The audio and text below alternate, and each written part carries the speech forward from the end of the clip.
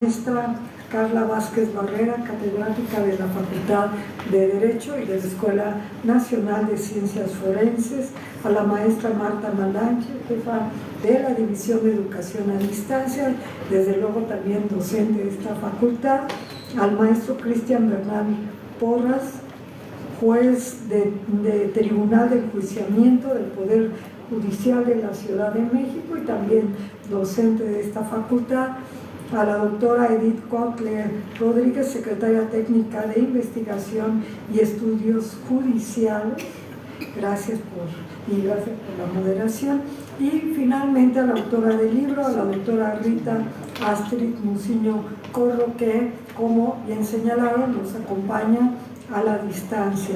Asimismo, envío un saludo muy afectuoso a quienes nos siguen a través de las redes de la facultad, a las profesoras, profesores, académicas, académicos, juzgadores, investigadoras e investigadores que nos acompañan, pero sobre todo a las alumnas, alumnes y alumnos que llenan con su entusiasmo, como siempre lo digo, estos auditorios y le dan sentido a todos estos eventos. En esta ocasión nos convoca la presentación de una obra de gran relevancia para el momento histórico que vivimos, en el que el derecho y la impartición de justicia se encuentran en constante transformación. Me refiero a la obra titulada Perspectiva de Género en el Juicio Penal, aprendizajes desde los Centros de Justicia Penal Federal con sede en la Ciudad de México, de la autoría de la doctora Rita Astrid Muciño Corro, cuyo análisis constituye una valiosa aportación al estudio y práctica, sobre todo del derecho, con enfoque de igualdad y justicia sustantiva. Esta obra parte de la premisa de que juzgar con perspectiva de género no es una opción, sino una obligación estrechamente vinculada con el derecho de acceso a la justicia. Para ser efectivo este derecho, resulta indispensable emplear la perspectiva de género como una herramienta analítica que permita interpretar y aplicar las normas jurídicas considerando las condiciones de desigualdad estructural en las que se encuentran las personas involucradas, así como el contexto social, cultural y fáctico en la que ocurren los hechos. En este sentido, en el ámbito judicial, juzgar con perspectiva de género implica realizar un análisis profundo sobre la manera en que las normas, las prácticas institucionales y los estereotipos de género pueden incidir en los casos sometidos a consideración, generando efectos diferenciados o desproporcionados, especialmente en perjuicio de las mujeres y otros grupos en situación de vulnerabilidad. En otras palabras, juzgar con perspectiva de género supone reconocer, cuestionar y desmantelar los prejuicios y estereotipos que históricamente han influido en la toma de decisiones judiciales para garantizar que los derechos de todas las personas sean protegidos y ejercidos en condiciones reales de igualdad sin ningún tipo de discriminación. Ahora bien, en la etapa del juicio oral penal, la aplicación de la perspectiva de género debe entenderse como un principio transversal que acompaña todo el proceso. Su implementación comienza desde el inicio de la audiencia, orienta la valoración de las pruebas y la interpretación de los hechos.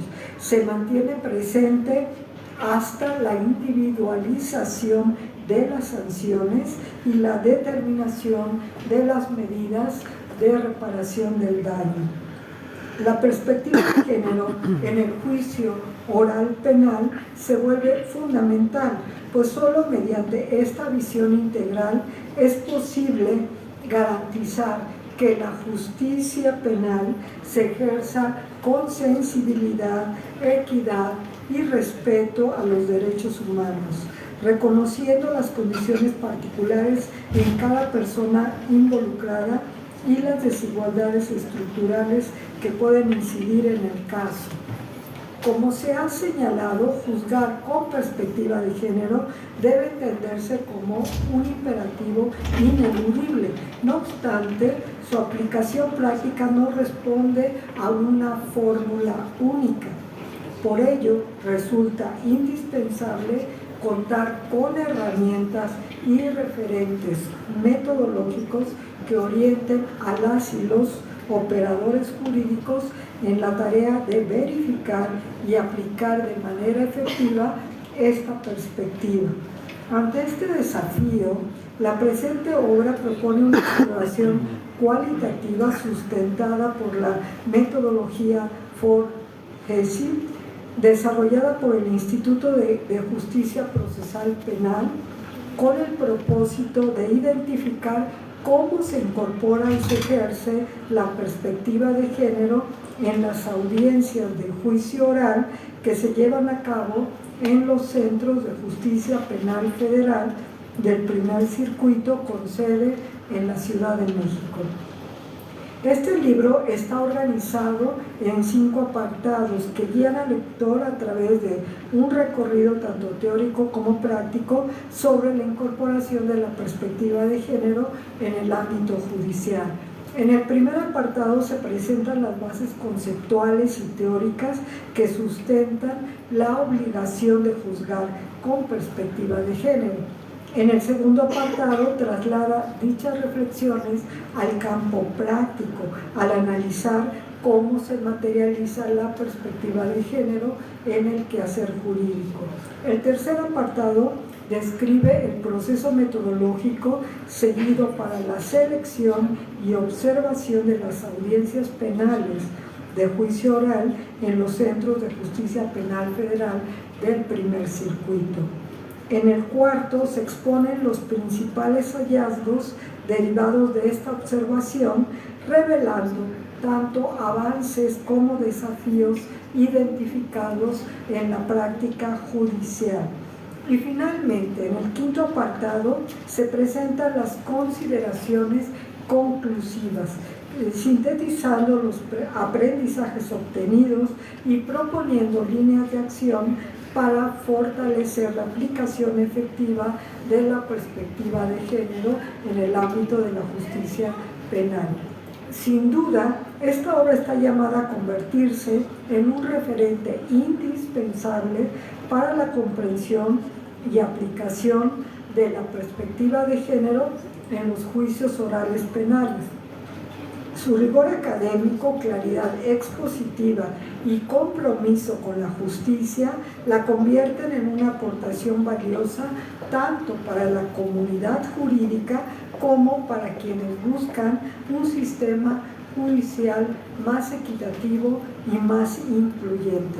Por todo lo anterior, extiendo mis más sinceras felicitaciones a la doctora Rita Astrid Muciño Corro por esta contribución tan oportuna y tan necesaria. Muchísimas gracias.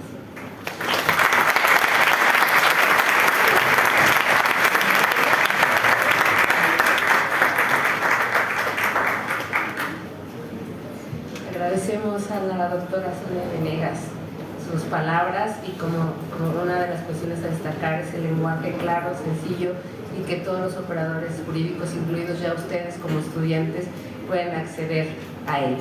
Y sin más le voy a pedir que nos voy dando con uso de la voz al director de la Escuela Nacional de Formación Judicial. Sí, también, muy bien. No, muchas gracias, doctor. Adelante. Nunca serán suficientes los esfuerzos que se hagan cuando la perspectiva de género no ha llegado todavía a la visión de los juzgadores.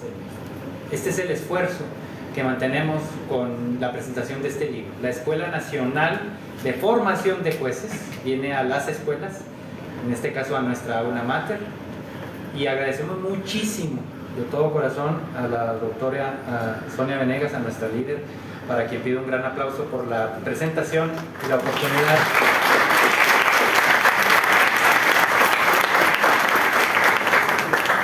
Los jueces y magistrados tenemos por lo menos una década estudiando la incorporación de la perspectiva del género en el análisis de nuestras sentencias. Y no cesaremos, sino es que cada una de las sentencias apliquen una metodología para preservar esas diferencias históricas que aún se mantienen en la impartición de justicia. Yo seré muy breve, solo les diré que la Escuela Nacional de Formación de los Jueces sale de las aulas de nuestra Escuela Nacional y comparte los conocimientos que se hacen en el interior de nuestra escuela. Este libro, escrito por Rita Muciño, que además está siguiendo desde la frontera norte del país, entiendo que está en Tijuana, hizo un análisis bien interesante que los convoco a darle una ojeadita, porque es un tema práctico, nada de cosas teóricas, sino práctico, a partir del análisis que ella pudo percibir en el desahogo de audiencias penales en los centros de justicia penal federal. Y a propósito del 25 estaremos no conmemorando ni celebrando, sino exigiendo la finalidad y cumplimiento de esta visión que debemos de mantener en la impartición de justicia y en la enseñanza del derecho, por reivindicar esta cultura que mantiene a grandes grupos sociales en México, más de la mitad de los grupos sociales en México, en esta visión necesaria que tenemos que mantener en la perspectiva de género. Así es que muchísimas gracias a nuestra alma mater, a la Facultad de Derecho de la UNAM, a las profesoras y profesores que están aquí, a los señores jueces que van a platicar sobre esta visión, a la autora, a ustedes y a nuestra queridísima doctora Sonia Vanega. Muchísimas gracias, jóvenes. Gracias.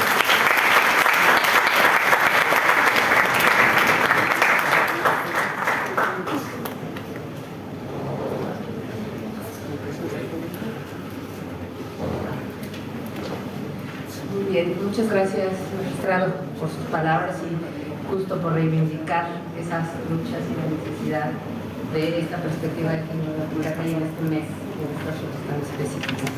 Bien, pues se han convocado, también aprovecho la oportunidad para agradecer a las personas que aceptaron participar como comentaristas también de la obra, después de las palabras iniciales de la directora de la facultad y del director de la Escuela Nacional. Y si me permiten, para ser más ágil, y nada más diré una línea sobre su adscripción académica para poder iniciar con algunos breves comentarios, hasta por 10 minutos, de las personas que nos acompañan el día de hoy. Bueno, en primer lugar le voy a dar el uso de la voz a la maestra Carla Vázquez Barrera, que es académica de la Facultad de Derecho, por 10 minutos. Adelante, profesora, por favor. Gracias. Hola, muy buenas tardes a todos, a todas, a todes. Para mí es un gusto poder estar aquí. Tengo que agradecer a la doctora Daniela de Lucio por pensar en una servidora para poder ser parte de esta presentación. Por supuesto, a la doctora Sonia Venegas Álvarez por pensar en incluir este tipo de temáticas, que además el libro lo tienen que leer porque vamos a hacer una reseña muy breve, porque la finalidad es que ustedes se interesen justamente por la lectura. Por supuesto, al magistrado Sergio Molina, quien actualmente es el director de esta Escuela Nacional Judicial. Me siento también muy en casa con la maestra Marta Malanche, quien es también mi jefa en el área de educación a distancia, y el maestro Cristian Bernal, quien además nos encontramos de manera muy recurrente por las tardes, y agradezco mucho poder ser parte también de estar en esta mesa para comentar. Me gustaría comenzar haciendo una cita textual justamente de este texto que ustedes tienen que leer para poder comenzar un poco la descripción de manera más detallada, sobre todo pensando un poco en la información y pensando en el interés que puede tener para el estudiantado. Mediante el lenguaje se puede construir un entorno más seguro, reduciendo las asimetrías entre las partes procesales y las personas juzgadoras, que puede surgir con motivo de la diferencia de conocimientos en la materia, la experiencia, la edad y el género. Es la página 68 de este libro. Quiero comenzar diciendo que cuando hablamos de perspectiva de género, todas, todos y todes pensamos en esta metodología, que además ha sido desarrollada, aumentada. Pensamos generalmente en las mujeres, aunque habría que tomar en consideración que la perspectiva de género involucra no solamente a las mujeres, no solamente a las diversidades, no solo a este grupo de niños, niñas, adolescentes, infancias, migrantes, sino a todas las personas. Es interesante ver cómo se desarrolla esta metodología que nos comentaba la doctora Sonia, porque centra la teoría y centra también la práctica. Hace un par de años era imposible que nosotros pudiéramos tener acceso a la dinámica de un juicio. Primero, por las condiciones en las que se encontraban construidos los juzgados, y segundo, tener acceso a esas resoluciones era prácticamente imposible porque necesitábamos estar nombrados en el asunto para poder conocer las resoluciones. A partir de una reforma que se hizo en materia de ley de acceso a la transparencia y a la información, en el año 2019 se estableció que todas las sentencias tuvieran esta característica, que fueran públicas.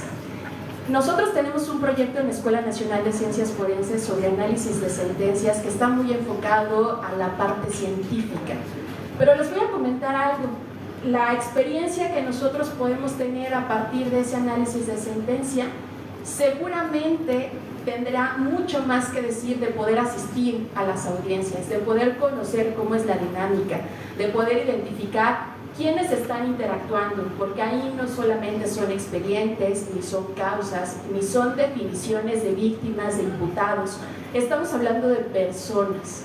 Y cuando hablamos de personas, pues también involucramos ciertos elementos como los llamados paralingüísticos, la forma en la que nosotros hablamos, nos conducimos, la presión que se siente al estar en una sala de audiencia, tomando en consideración que es ahí, en esa sala, en donde se toman decisiones fundamentales de proyectos de vidas de las personas, en donde se decide, se cuantifica, se analiza, se establece cuál sería la mejor metodología para poder hacer un análisis del caso, para poder salvaguardar la reparación del daño integral y tomar en consideración estos 4 principios que tiene el Código Nacional de Procedimientos Penales, que tiene que ver con esclarecer los hechos, con que la persona señalada, o el hecho, perdón, no quede impune, con que haya una protección hacia la parte de las víctimas y con que se pueda tomar en consideración también la reparación del daño. Tomando eso en consideración, les voy a contar un poco qué fue lo que hizo la doctora Rita. Ella eligió el primer circuito, el de la Ciudad de México, por ser aquel circuito que tiene más centros penales federales a su adscripción, el norte, el sur y el reclusorio oriente. También se cuenta este juzgado sobre medidas sobre medidas especiales como el arraigo, el cateo. Es el circuito en donde se encuentran estos centros penales. Lo que hizo ella como parte de esta investigación es tener un marco referencial cuya característica era poder identificar sentencias en donde se involucraran las cuestiones de género. Y ella hizo un bosquejo sobre cuáles serían las temáticas que estarían asociadas a la violencia de género, particularmente porque en el Código Penal, ni federal ni local, tenemos un espacio sobre que diga los delitos de género, ¿no? Lo que nosotros hacemos es una interpretación a partir de quién es la persona en situación de víctima que sufre ello para poder hablar justamente sobre el género. Una vez que hizo este análisis, decidió irse por una metodología que en materia de estadística es una metodología, déjenme ver, que se utiliza por muestra de conveniencia o por conveniencia.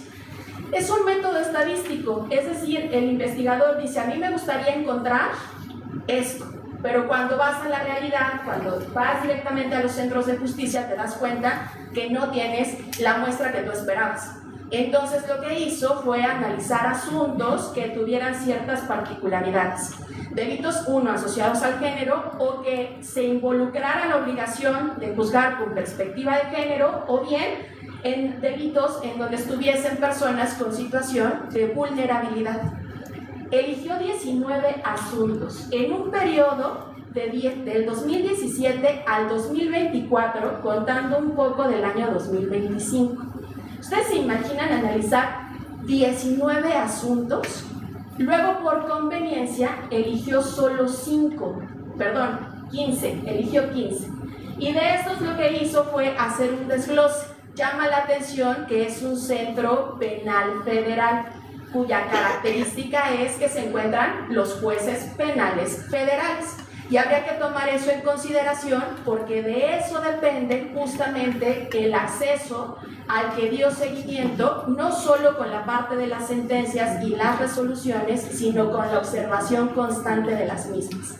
Dar seguimiento a 15 asuntos en donde se involucraba algunos como abuso sexual agravado, en algunos otros secuestro, delincuencia organizada, y poder dar este seguimiento involucró un trabajo y una metodología que llama mucho la atención, decía yo al inicio de mi exposición, porque al hablar de perspectiva de género siempre pensamos en la metodología, pero cuando preguntamos, ¿pero cómo la aplicas?, ahí encontramos muchas áreas de oportunidad, ¿no? ¿Cómo es que se habla desde el género?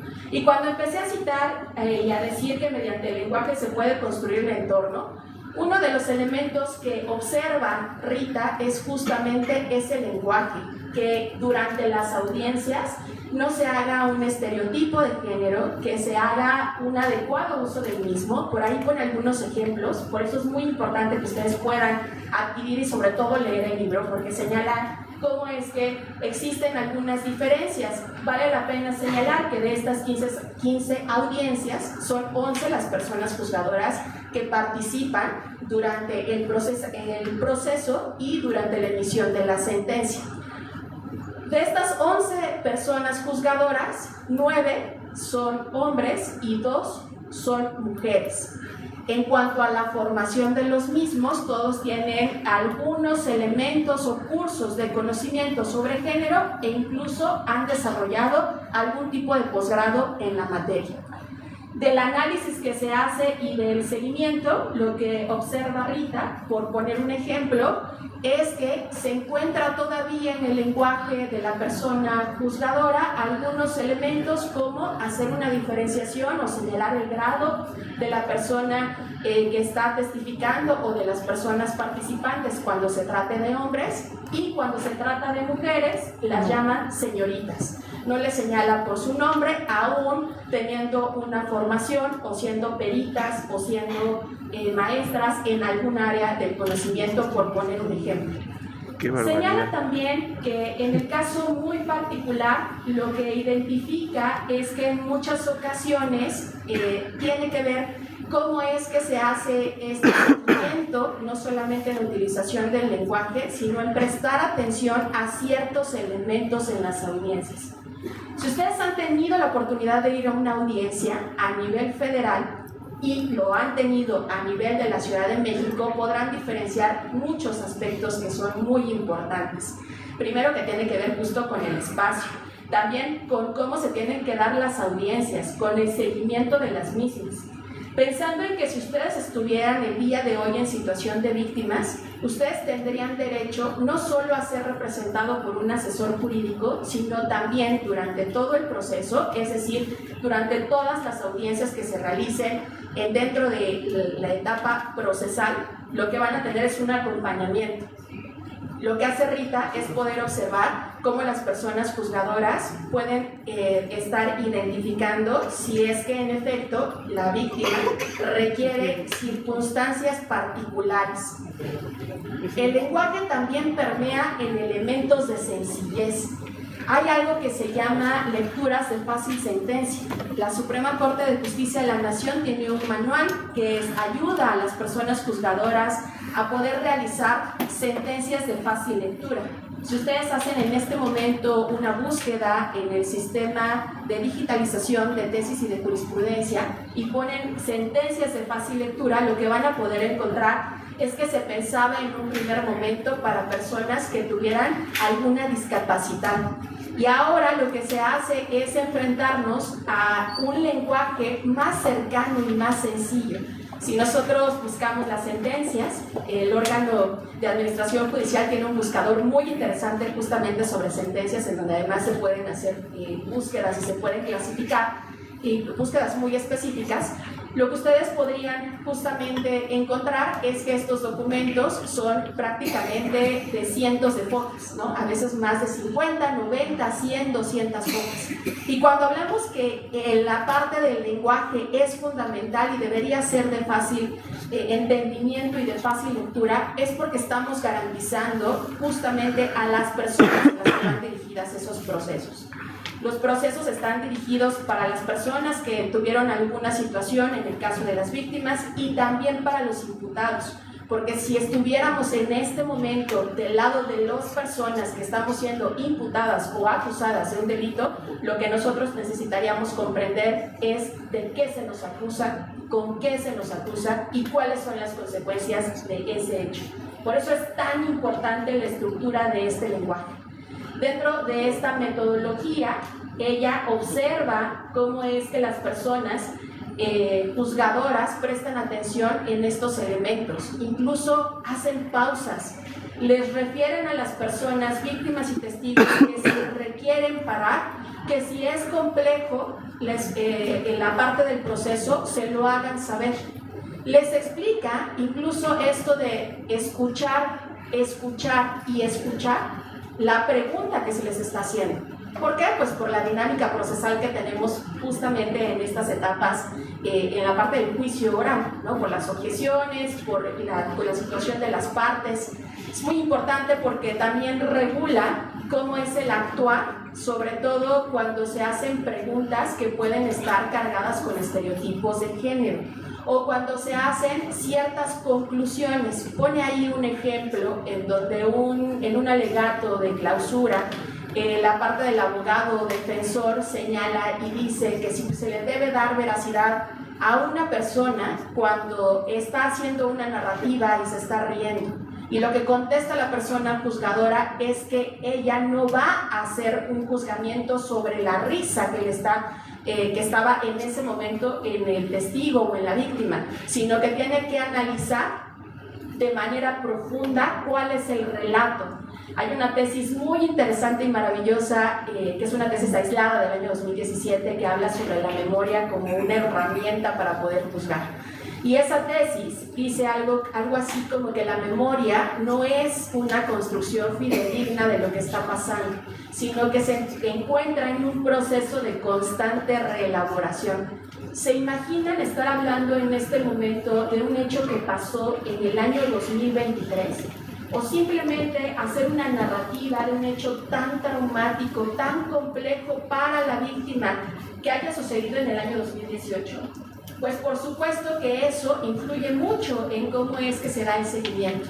Dentro de esta metodología, como tercer apartado, si pensamos uno en el lenguaje, dos en poder asegurar o garantizar que durante todos los procesos se pueda cuidar a las personas en situación de vulnerabilidad, el tercer apartado es justamente sobre la valoración. Y es que valorar el dicho de una persona implica muchas otras aristas y sobre todo en los términos procesales poder hacer la conclusión si es que existen pruebas científicas, si es que existen expertos, si es que existe algún tipo de prueba material o algún tipo de prueba material que además tiene que seguir este curso prácticamente de ser incorporados por una persona. Hasta ahí me voy a quedar con justamente el comentario. Yo creo que tienen que leerlo. Es un ejercicio muy interesante y si hacen esta lectura y si además acuden a los centros de justicia aprovechando pues los espacios de poder aprender, de poder entender cómo es la dinámica y de poder identificar cómo esta metodología del caso tiene efectos muy particulares. Y voy a ocupar solamente un minuto del tiempo que me resta para cerrar con una frase que quisiera que ustedes se llevaran el día de hoy. Y es una frase de una canción que se llama Coincidir, de Silvio Rodríguez, y dice: soy vecino de este mundo por un rato y hoy coincide que también tú estás aquí. Coincidencias tan extrañas de la vida, tantos siglos, tantos mundos, tanto espacio y coincidir. Yo en el año 2012 tuve la oportunidad de hacer una estancia en la Universidad Complutense de Madrid. Y recuerdo que dentro de esa estancia hubo un tiempo, la estancia que le costó mucho trabajo a mis padres, que yo pudiera conocer y salir del país, conocer otras latitudes. Recuerdo que hice un viaje intermedio porque íbamos a tomar unas clases, pero justamente los fines de semana hacíamos estos viajes. Y ahí, como parte de estos intercambios, conocí a una mujer que se llamaba Rita. Pasamos y nos fuimos juntas a Toledo. Después nos separamos, recuerdo que nos regresamos juntas. He estado intentando yo encontrar el momento en el que coincidíamos o en el que coincidimos. No lo recuerdo, he ahí un ejemplo de cómo la memoria se va reconstruyendo momento a momento. Y justamente cuando vi el libro, porque somos amigas en Facebook, cuando vi el libro le escribí de manera inmediata y le dije: tal vez no te acuerdas de mí, pero estuvimos juntas en España y estuvimos juntas justamente en Toledo. Me encantaría presentar tu libro. Y entonces, pues hoy me encuentro aquí, ella allá, y seguramente tendremos la oportunidad de poder dialogar y ver este tipo de metodologías, ahora ya desde el punto de vista profesional. Muchas gracias. ¡Bravo!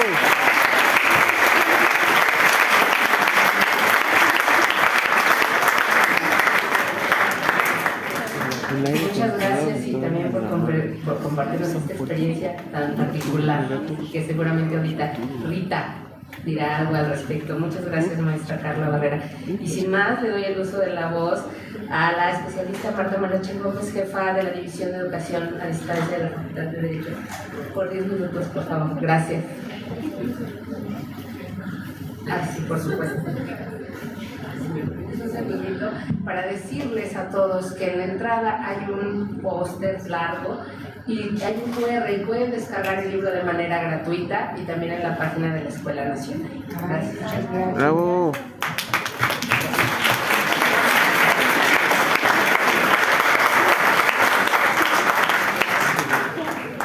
Gracias, doctora Edith Cuauhtémoc Rodríguez, y gracias por su moderación desde luego. Buenas tardes a quien nos acompaña, no solo en este auditorio, sino también a través de los distintos canales y redes sociales. Entiendo que Suprema Corte de Justicia de la Nación, desde luego, de nuestra querida facultad. La verdad es para mí un honor compartir mesa con destacadas personalidades. Decía la maestra Carla que no sabemos la presión de una audiencia, no sabemos la presión de esta mesa. Bueno, pues en primer lugar quisiera expresar mi más sincero agradecimiento, reconocimiento y toda mi admiración a nuestra directora. La directora no toma los estudios de género como un tema de moda, como algo que se hace porque es lo que están comentando. Es una verdadera entusiasta, verdadera impulsora de la equidad de género, y creo que esto siempre hay que reconocerlo, siempre hay que señalarlo y siempre hay que aplaudirlo, ¿no? Esta obra da cuenta precisamente de su interés manifiesto, presente, constante, de que tengamos estas labores reflexivas de la dogmática jurídica que desde luego pues son para ustedes, para la enseñanza del derecho. Quiero saludar con muchísimo gusto al magistrado Sergio Javier Molina Martínez, que bueno, pues ya sabemos que es director de la Escuela Nacional, pero que sin su esfuerzo, así como el de la doctora, pues no tendríamos el gusto de haber leído pues a la doctora Rita y desde luego ya escuchar a quienes me han precedido en el uso de la voz. A los maestros Carla Vázquez Barrera y Cristian Bernal Porras, compañeros del colegio, compañeros de vocación, también mi más sincero agradecimiento. Y bueno, pues ya vimos que la doctora Vázquez es una también entusiasta y trabajadora siempre por los temas. El presente cuaderno que hoy nos reúne, pues precisamente ya escuchamos que se llama Perspectiva de Género en el Juicio Oral Penal, y recoge los aprendizajes de nuestra autora, la doctora Rita Montiño Joro, en los Centros de Justicia Penal Federal. Ya nos lo adelantaba la doctora Carla, y desde luego con una metodología muy sólida respecto no solo de delitos de género, sino en delitos que incluso podríamos considerar como la delincuencia organizada, que no tendrían que ver necesariamente perspectiva de género, o pederastía, cuando hablamos de niños, ¿no? Y vamos a ver que también son personas que se encuentran en situaciones de vulnerabilidad, que deben de ser señaladas y que deben de ser reflexionadas y juzgadas de maneras diversas. Este estudio materializa la perspectiva de género, pero, y lo dice tal cual, con la conciencia de la diversidad. Esa va a ser la base para que las personas juzgadoras pues, puedan determinar cuáles son precisamente estos estereotipos de género, estas normalizaciones indebidas que hacemos, que debemos de deconstruir. La norma no son palabras, es efectivamente un lenguaje. Y cuando entendemos el derecho como un lenguaje y como una conceptualización de significado significante, las observaciones que ha hecho la doctora Rita respecto de estas desigualdades en los juicios orales resulta fundamental. Y ella lo pone de una manera que para mi perspectiva es incluso noble, ¿no? Refiere quienes sí están utilizando los estudios de género, la perspectiva de género, quien lo está juzgando así, quien lo hace de forma moderada y quien lo hace de forma mejorable, ¿no? Incluso ella misma en el uso del lenguaje, bueno, pues señala estas áreas de oportunidad, pero no de una forma obligatoria, con esta carga negativa, sino como una necesidad de que su aplicación sea precisamente para evitar estas cargas negativas que se realizan en las mujeres y en estos otros grupos que también están en situaciones de vulnerabilidad cuando se requieren o se ven involucrados en cuestiones en el ámbito penal. Y precisamente para igualar sus condiciones o sus circunstancias en las resoluciones judiciales. Decíamos que el legislador determina las normas, pero vamos a ver que los conceptos que abarcan estas, los propios derechos, los alcances de los derechos, son necesariamente en materia de los juzgadores. Y es por eso que este cuaderno se vuelve base no solo para la reflexión o la comprensión, además para la enseñanza del derecho. Porque se trata precisamente de materializar esta teoría que escuchamos en las aulas, pero que no tendría razón de ser si efectivamente no estuviera transformando la vida de las personas que se encuentran sujetas a un proceso penal. Y entonces, para los operadores jurídicos, pues se proponen nuevas concepciones, las personas juzgadoras pues le dan este carácter definitivo de lo que debería ser el sistema jurídico, no solo en el apartado bajo los puntos que nos mandata la Constitución, además una modificación no normativa, sino de la comprensión normativa sustantiva, que precisamente la doctora aborda de una forma sucinta, sencilla, de cuáles son las bondades de esa obligación para que transforme, insisto, la vida de las personas y, bueno, los juzgadores, las personas juzgadoras en sus labores diarias, pues generen sociedades más equitativas. Es para lo que nos debemos en esta institución. Adicionalmente observamos la inclusión respecto de la interseccionalidad, que me parece que es un tema que no se ha abonado lo suficiente y que leía precisamente en el libro de la doctora, que aun cuando no se menciona, sí se involucra. Entonces, bueno, habría que llamar a subrayar esta herramienta precisamente porque permite identificar condiciones específicas de los involucrados para aquellas personas que han sufrido el daño o que generaron el daño, pero desde luego particularizar la impartición de justicia de forma acuciosa. Ya lo decía la maestra Carla, no son expedientes, no son carpetas de investigación, no son juicios, son personas. Y el ámbito penal es verdaderamente sensible porque regula precisamente estos bienes jurídicos tutelados de la más alta valía para una sociedad para un tiempo determinado. Y el hecho de que se dañe, no necesariamente y la reparación del daño no necesariamente considere cuestiones más allá de la reparación material, pues implica que no hay una verdadera restauración social. Y entonces se va resquebrajando el tejido, y entonces se va conflictuando nuestra sociedad respecto de debería de seguir la norma, no debería de seguir la norma, estas sensaciones negativas que se quedan de que en realidad no existe la norma. Y bueno, no se desconoce que el Código Nacional de Procedimientos Penales pues únicamente establece el mandato de juzgar con perspectiva de género a lo que denomina precisamente como delitos de género, que ya nos adelantaba la maestra que no necesariamente vamos a determinar cuáles son, pero bueno, no vamos a tener determinados cuáles son, sino que nosotros tenemos que hacer la interpretación y bueno, desde luego tendremos además que considerar pues no restringir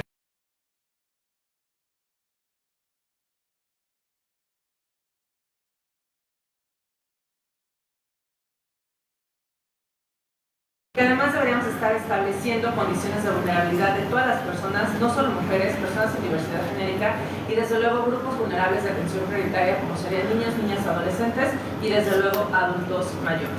Estableció como objetivos en la metodología de este estudio, de este análisis que nos comparte, conocer asuntos que tuvieran retos clave para la transversalización de la perspectiva de género, la combinación de variables por las cuales se pudiera obtener información precisa al respecto, diferentes posibilidades en la aplicación de la perspectiva de género en prácticas y en las determinaciones que adoptan las personas usadoras, y desde luego, bueno, distinguir estas prácticas que reflejan un uso, lo que les decía, ¿no? Adecuado, moderado y mejorable.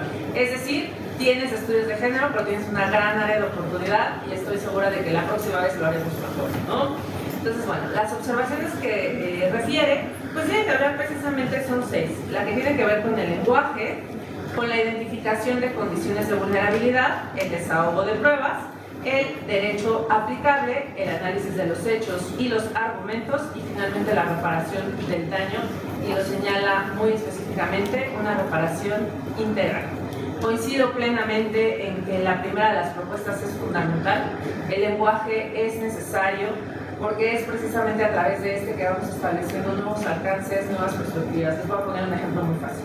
Cuando inicia el derecho a la vida, el derecho a la vida era que el gobernante no matara, no privara de la vida al gobernado.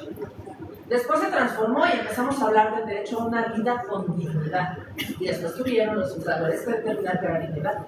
Y cuando hablaron de dignidad, entonces entraron al mínimo vital. Y cuando hablaron del mínimo vital, tuvieron que hacer toda una perspectiva respecto de cuáles eran esos derechos que integraban el mínimo vital y así sucesivamente. Y es así, como dicen los estudiosos, los dogmáticos constitucionalistas, que tenemos una constitución viva. Es decir, una constitución que se adecua a esta sociedad sin tenerse que estar modificando necesariamente la norma, porque mi vocablo se adecua al significado que requiere. Y entonces, bueno, pues estamos a través del lenguaje visibilizando o normalizando. Y ese es siempre el gran riesgo del lenguaje, y por eso hay este subrayado que siempre tenemos para el lenguaje. Dicen que se me está acabando el tiempo, entonces me voy a apurar. Y bueno, me voy a saltar un poquitito, pero sí quisiera hablar de desahogo y valoración de las pruebas, siempre cuidando la no revictimización de las víctimas, ya sean directas o indirectas, incluso no señalándolas como víctimas, sino como personas declarantes, y cosas tan obvias como no estarle preguntando a una persona que sufrió un delito sexual cómo inició su vida sexual, ¿no? Si yo se los comento en este momento les parece obvio, pero sigue ocurriendo en las audiencias y se tiene que seguir señalando y se tiene que seguir modificando. Y precisamente para eso es el lenguaje, para evidenciarlo más no para normalizarlo. Habla además de aplicar estándares de derechos humanos de las personas. Y reitera este punto del derecho aplicable. Los derechos humanos no son nada más considerar el derecho nacional, el derecho internacional, los principios. Es decir, tiene el juzgador o la persona juzgadora necesariamente que argumentar por qué esa elección es más garantista que cualquier otra elección que hubiera utilizado. Y para eso resulta fundamental conocer la perspectiva de género y la interseccionalidad, ¿no? Esa transversalidad de la que ya hablamos.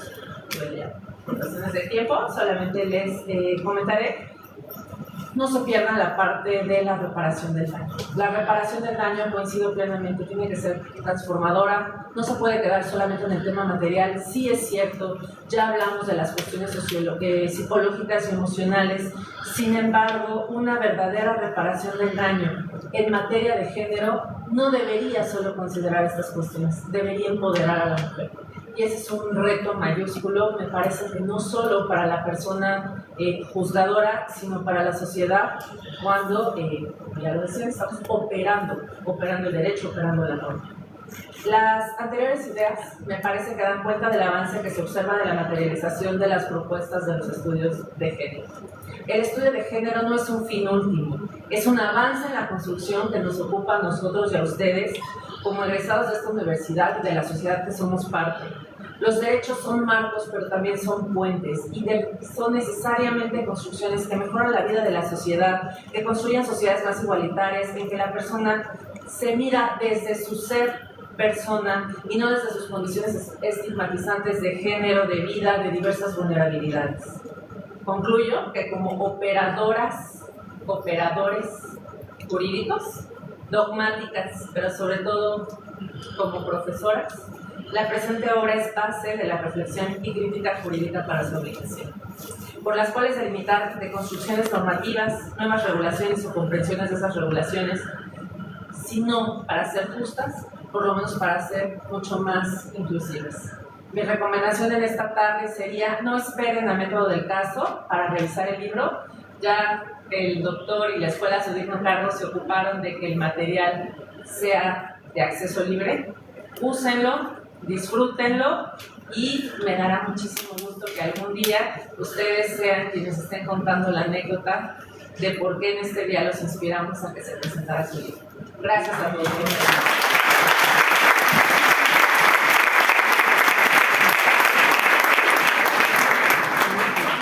Muchas gracias a la profesora Marta Malache por su valiosa participación e inspiradora, creo, para todas las jóvenes. Finalmente voy a pedir el uso de la voz al maestro Cristian Bernal Porras, que es juez del Tribunal de Enjuiciamiento del Poder Judicial de la Ciudad de México, por 10 minutos. Por favor, adelante. Gracias. Muchas gracias. Muy buenas tardes. Soy juez por más de 10 minutos. Quiero decir que me siento muy honrado. Me siento muy contento, muy feliz, porque es la primera vez que tengo el honor de compartir la mesa con nuestra directora, la doctora Sonia Venegas, y realmente cuando la vi llegar dije: sí vino, y me puse muy feliz. Vi su nombre en el cartel y me emocioné, pero ya cuando la vi que era en serio. Y agradezco mucho al director de la Escuela Judicial Federal, y a la maestra Malanche, a la maestra Vázquez Barrera, y sobre todo, antes que nada, pues hay que iniciar con a la doctora de la que vamos a platicar el día de hoy, a la maestra Rita Musillo Corro, doctora. Corrijo para no caer en el tema de que me he dado, como bien lo dicen, que a veces decimos doctor y señorita, ¿no? Que eso está bastante mal. Voy a iniciar con una muy grande indiscreción, pero creo que sirve para esto. Cuando me invitaron me dijeron que esperaban que viniera una jueza mujer. ¿Y por qué comento esta indiscreción? Porque me parece a mí que los temas de perspectiva de género no solamente deben de ser desarrollados y conectados por mujeres. Creo que de hecho es importante que todos los conozcamos, los dominemos. Y después, obviamente al estar revisando el libro realmente habla de perspectiva de género, y sí, en una primera parte hace referencia a que esta herramienta surge con motivo de la discriminación que reciben mujeres y niñas. Eso es muy cierto. Y muy probablemente esto que va a sonar como al contrario censo de lo que se espera que no diga. Pero el juzgamiento con perspectiva de género no es una metodología que sea exclusivamente aplicable al caso de las mujeres, o cuando existe una mujer en una controversia, o incluso personas que se encuentran dentro de los grupos de LGBTQ. También es importante saber que hay violencia de género también contra los hombres. Por ejemplo, si yo digo a mi hijo no llores porque pareces niña, pues es violencia de género. El decirle que por determinado género él no puede llevar a cabo, y eso lo hacemos también si tengo un hijo varón y me quiero comprar una muñeca, yo le digo eso no, pues es de niña, ¿no? Ya lo estoy limitando a otro lado. Pero aquí el cuestionamiento viene por qué razón identificamos el juzgamiento con el tema de la perspectiva de género, el tema de la perspectiva de género respecto de las mujeres. Porque en efecto, sí vivimos en una sociedad patriarcal, una sociedad misógina, machista, en que finalmente de manera pasiva pues tenemos estereotipos que desde nuestra casa vamos enseñando y vamos fomentando. Si ustedes se imaginan en una familia donde hay papá, mamá, que somos en la familia típica, si a veces se imaginan que obviamente yo en la familia no hay una regla para que lo sea, pero nada más quiero que se imaginen papá, mamá, hija, papá, mamá, hijo e hija. Quiero que se imaginen cenando y cuando terminan, ¿quién cree que va a levantar los trastes y los va a lavar? La hija. Eso es un estereotipo. Es un estereotipo que desde nuestra... de nuestra casa fomentamos, y que finalmente eso pareciera que es algo normalizado, porque decimos la lavada de los trastes le toca a determinada persona. Y esto porque lo comento, porque es muy común, y van a decir que se inventan las cosas. Se los juro que ayer condené a un señor porque dijo que su hermana no quiso lavar los trastes, se fue a acostar, y él la fue a parar y le fue a gritonear y la golpeó porque no lavó los trastes.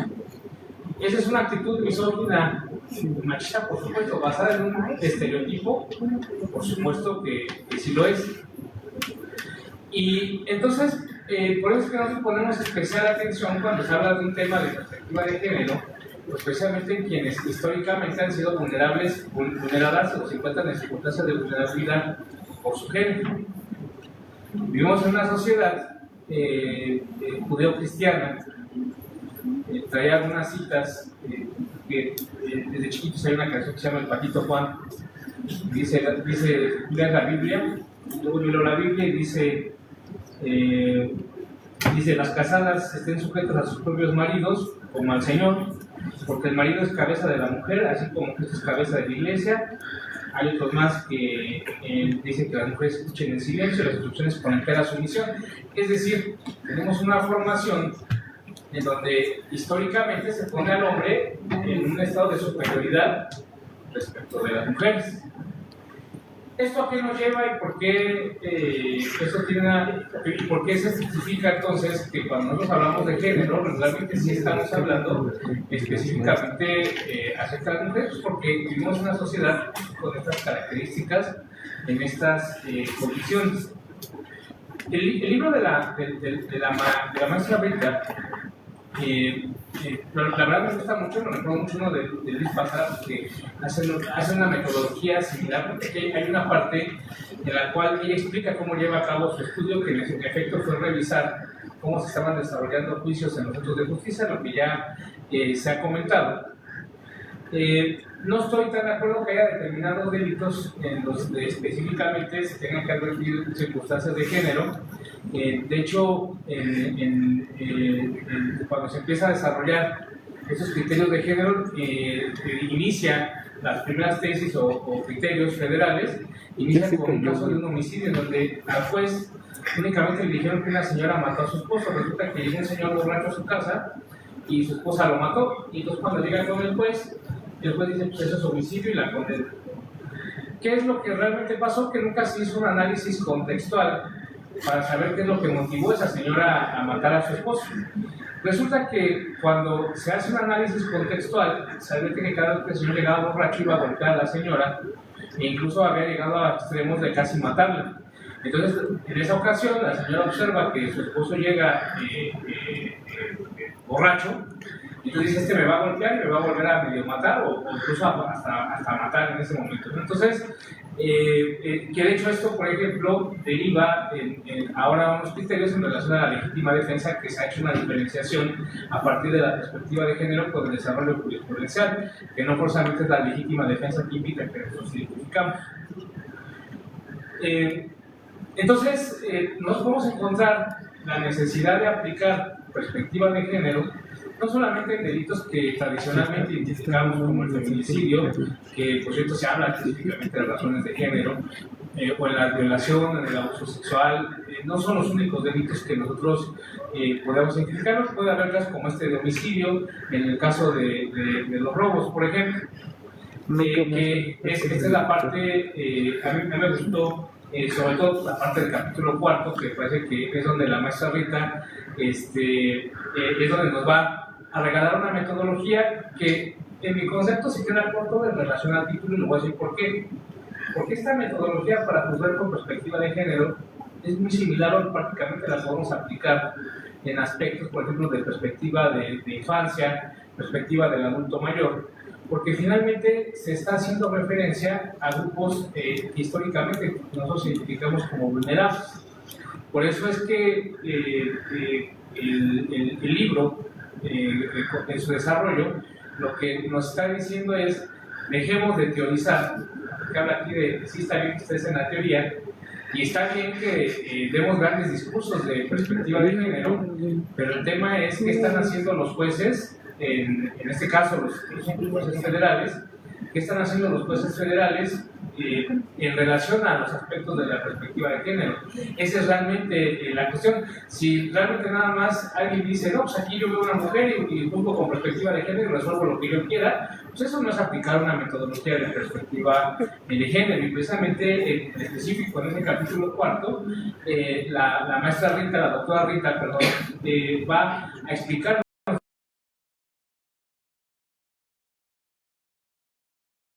en relación a la perspectiva de género. Y entonces, ¿cuál es la diferencia que sí hay cuando tenemos un hombre y tenemos una mujer?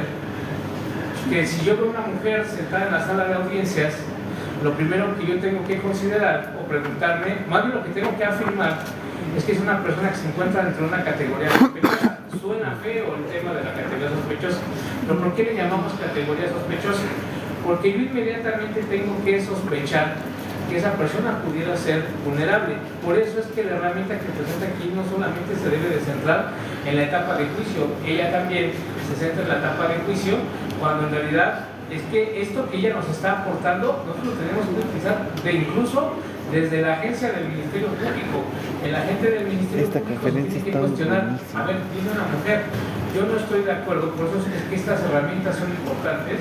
Por ejemplo, el hecho de que creen agencias especializadas. Entonces, cuando hace una agencia especializada, una señora que la violentan en Magdalena Contreras, va a la agencia del Ministerio Público y le dice al Ministerio Público, ¿qué cree que yo no soy especializado? Vaya a estar mujer, aviéntese 2 horas caminando hasta allá, porque yo no soy de género. Aquí la realidad es que todos tenemos que ser especialistas en género. La verdad es que me fue muy rápido el tiempo, pero me gustaría nada más cerrar con esta parte de la metodología. La metodología es iniciar desde sospechar que alguien puede estar en una circunstancia de vulnerabilidad, identificar las circunstancias de vulnerabilidad e incluso se faculta al juez que en el proceso penal, los penalistas lo sabemos, el juez no es un órgano de investigador y la perspectiva de género te dice, tu juez puedes ir a investigar o más bien ordenar actos de investigación para visibilizar el aspecto de si la persona se encuentra en vulnerabilidad, en una circunstancia de vulnerabilidad, e incluso llegar al extremo en donde cuestiones el derecho aplicable. Yo lo voy a poner aquí un ejemplo porque estamos en una aula, ¿no? Si estamos de acuerdo que no es lo mismo que venga aquí a tomar clases un muchacho que tiene un hijo a una mujer que tiene un hijo, aunque alguien diga, no, estamos en igualdad, la ley es igual para todos. Por ejemplo, aquí se hace un desarrollo en relación al cuestionamiento del derecho aplicable. El cuestionamiento al derecho aplicable implica que la norma, regularmente decimos que es igual para todos, pero puede resultar que en un caso específico resulte materialmente injusto. Y entonces ahí hay que hacer un cuestionamiento y decir, si yo aplico la norma, puede resultar materialmente injusta al aplicar una circunstancia concreta. Y el ejemplo es este. Si viene una compañera al inicio del semestre y dice, oiga, yo tengo un hijo, su clase es a las 8 de la mañana, mi hijo entra a las 8, tengo oportunidad de llegar a las 8:20. Yo le digo, la entrada es a las 8 y es igual para todos, hombres o mujeres. ¿Está resultando materialmente injusto? Sí, porque yo estoy actuando con perspectiva, entendiendo o partiendo precisamente de la circunstancia de vulnerabilidad a partir de su condición de mujer. Y precisamente lo que nos aporta aquí es que no es nada más quedarse en lo abstracto, es qué hacer y qué se está haciendo respecto de cada uno de los elementos para hablar con perspectiva de género, que es muy parecido especialmente a la jurisprudencia, nada más que aquí viene desarrollado. Quiero agradecer y felicitar a la maestra Rita Astrid Muciño Corro. Agradezco mucho la oportunidad de leerla y sobre todo que de verdad yo estoy en un reclusorio que estamos especializados en género. Para mí es sumamente valioso tener una fuente para poder en un momento determinado justificar una resolución. Muchas gracias, agradezco su tiempo y agradecer a la maestra Rita. Gracias y agradecer a la señora directora y al maestro Javier Molina. Gracias.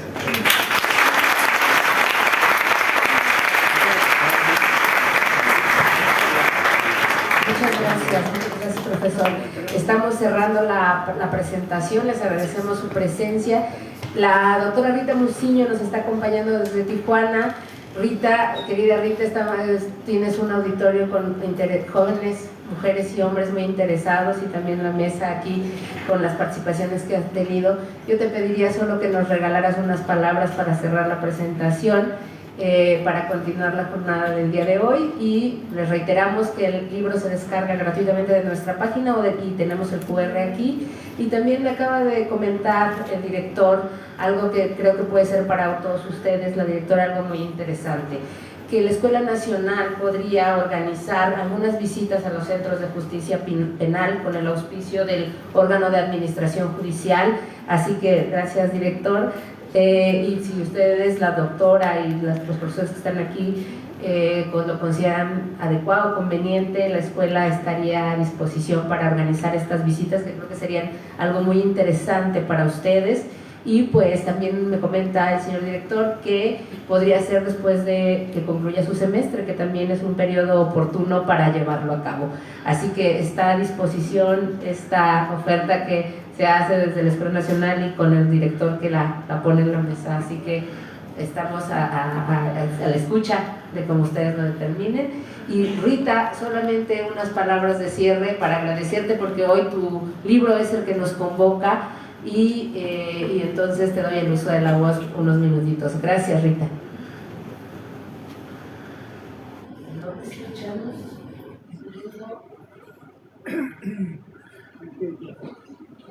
Un segundito, Rita, porque no te escuchamos.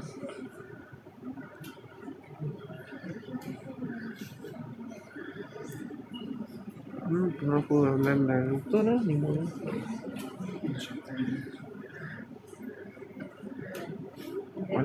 ¿Podrías intentar hablar, Rita? Hola. Ahí, ya te escuchamos. Gracias. Perfecto. Ahora sí, ¿ya, verdad? Sí, ya. Listo. Pues bien, pues seré muy breve porque ya estamos sobre el tiempo. Primero quisiera agradecer a la doctora Zuña Venegas por su generosidad. Para mí, en verdad, quisiera transmitirle un honor que usted haya dado estas palabras iniciales acerca del libro. Si me hubiera dicho que en algún momento yo hubiera dicho eso no va a pasar, pero bueno, afortunadamente hoy estamos aquí, pronto en algún momento estemos de manera presencial. Al magistrado Sergio Javier, también es un gusto escucharle y conocerle. A mi querida Carla, por supuesto, Carla, vivimos un momento muy lindo, de mucho aprendizaje, de mucho conocimiento, pero también que creo que hemos logrado, pese a que ya fue 2012, ya fue un rato, pues seguimos manteniendo esa conexión, esa comunicación que esperemos que seguirá, continuará con los años. A la especialista Marta Malanche, agradecerle también su generosidad, sus comentarios puntuales, y al maestro Cristian Bernal igual. Creo que coincido justo en varias cosas, entre ellas esta parte de cuando estamos haciendo se compartimenta tanto, ¿no? El acceso a la justicia y el juzgado especializado en un brazo y el juzgado especializado en el otro brazo, y entonces el punto es que esto de pronto genera pues, problemáticas, ¿no? Para las personas, porque pues, de pronto no sabemos realmente entonces a quién acudimos o qué hacemos cuando estamos ya frente a una situación. Yo simplemente ya puse aquí mi cronómetro para no pasarme del tiempo. Voy a compartir rápidamente algo que preparé como para ya esto que les quiero compartir. Efectivamente, algo que les voy a compartir va a ser como más vivencial. Creo que quienes me precedieron han descrito bastante el contenido de este libro, pero simplemente mencionarles y, como les digo, bueno, pues compartirles cómo fue que de pronto, cómo es que llegamos a este resultado, ¿no? justo cuando la doctora Edith me invita a participar en esta publicación, bastantes dudas, bastantes inquietudes que poco a poco tuvimos que ir acotando, ¿no? Es decir, ¿a quién va dirigido o a quién se va a dirigir esta publicación? Pensamos, bueno, pues si viene de una escuela nacional, va a tener este carácter pedagógico, es decir, sí tener esta base teórica, por supuesto, pues es un libro que tiene, como ya lo decía, ustedes consideraron, pues un rigor académico y se necesita decir, bueno, cuál es esa base teórica a la que parte este libro, pero más allá de eso, dedicarle una gran parte de contenido al cómo, a los cómo, al cómo tenemos que aplicar esta perspectiva de género. Pero un paso previo a eso es responder por qué lo tenemos que hacer. Y esto, aunque es para muchas y muchos de nosotros sea una obviedad, sigue siendo, y esto lo vemos en la práctica, ¿no? Llevo alrededor de unos 10 años capacitando a juezas, jueces, a personal de fiscalía. Entonces, en la práctica, algo que aún encontramos es esta duda, decir, bueno, sí lo tengo que hacer porque es una obligación internacional, pero ¿por qué aplicar la perspectiva de género? ¿No? Entonces, desde ahí empezamos a trazar la ruta, ¿no? La ruta de las ideas hacia donde iba a ir este libro. Otras de las preguntas que nos hacíamos y dijimos, bueno, algo que tiene que decir este libro es cómo se está incorporando esta perspectiva de género, ¿no? Es decir, creo que ya lo decía el magistrado hace unos momentos, pues sí llevamos alrededor de unos 10, 15 años, ¿no? Con un trabajo muy intenso de capacitación en materia de género, pero de pronto pasa, y creo que es una de esas grandes áreas de mejora que existe en nuestro país, de pronto pasa que no tenemos estos momentos para medir, para valorar, para evaluar cuál es el resultado de esos esfuerzos que existen, esos esfuerzos importantes que se han dado los poderes judiciales, estatales, federales. Y entonces la idea, una de las premisas, ¿no? de este trabajo es entender, bueno, pues qué se está haciendo, ¿no? O sea, no partamos de que no se está haciendo nada, partamos de que sí se está haciendo algo, de que ya hay un camino recorrido, pero que necesitamos saber qué es lo que está pasando, en qué caso se está aplicando, como también ya lo decía el maestro Cristian, ¿no? Es decir, no solamente quedarnos con los delitos o estos llamados delitos de género, no, sino ampliarlo, ¿no? Es decir, aquí lo que importa, una de las cosas que importa o el foco debe de ser quién está frente a mí, ¿no? Y no solamente la parte de la víctima, sino también de la parte presunta responsable, ¿no? Entender quién está frente a mí, qué particularidades, qué necesidades, cómo esas particularidades y necesidades se pueden constituir en barreras para el acceso a la justicia y demás, cómo con el actuar, ¿no? de una persona juzgadora puedo, bajo el principio de igualdad y no discriminación, romper, ¿no? o nivelar manera de simetrías. Entonces, esa es otra de esas preguntas que orientaron la realización de este libro.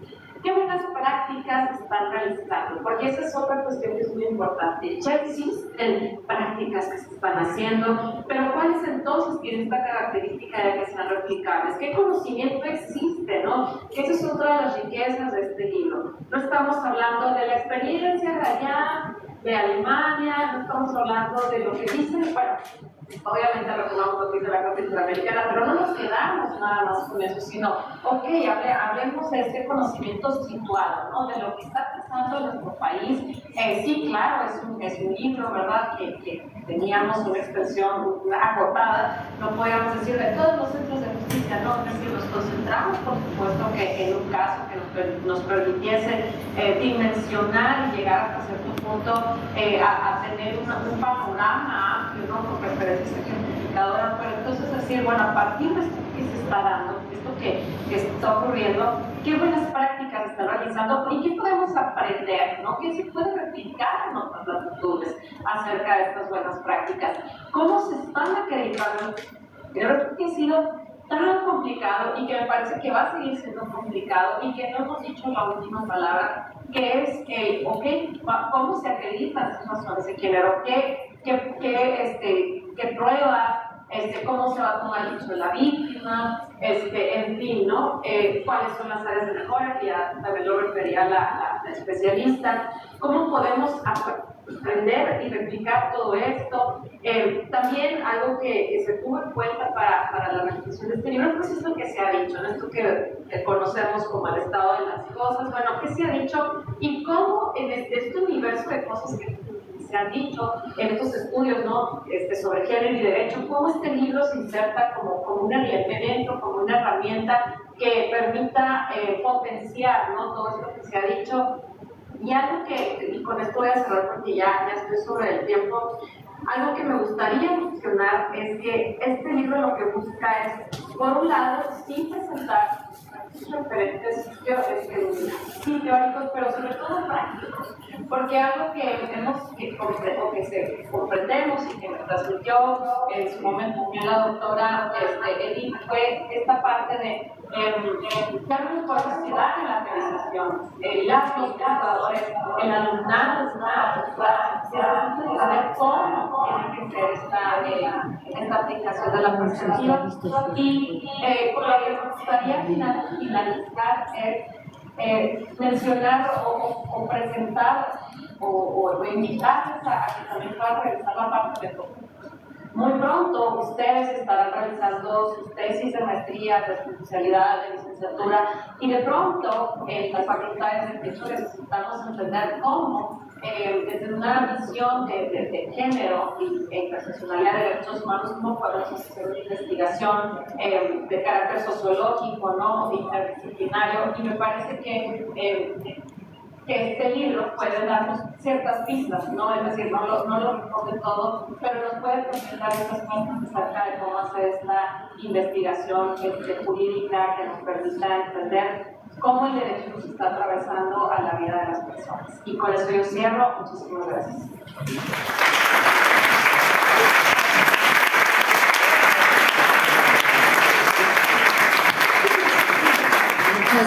Muchas gracias, Rita, por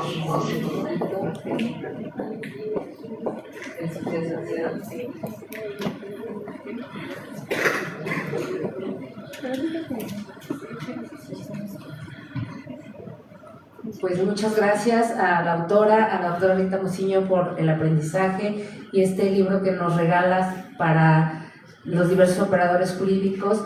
Y bueno, sin más, les agradecemos mucho, doctora Sonia Venegas, magistrado de Molina, muchas gracias a nuestras participantes, al juez que participó, gracias sobre todo a ustedes que están aquí y que muestran su interés por estar y ver y querer conocer más sobre la perspectiva de género. Gracias también a nuestros colegas de la Escuela Nacional de Formación Judicial que nos acompañan, en particular a los integrantes de la Secretaría Técnica de Investigación. Muchas gracias y esperamos vernos muy pronto.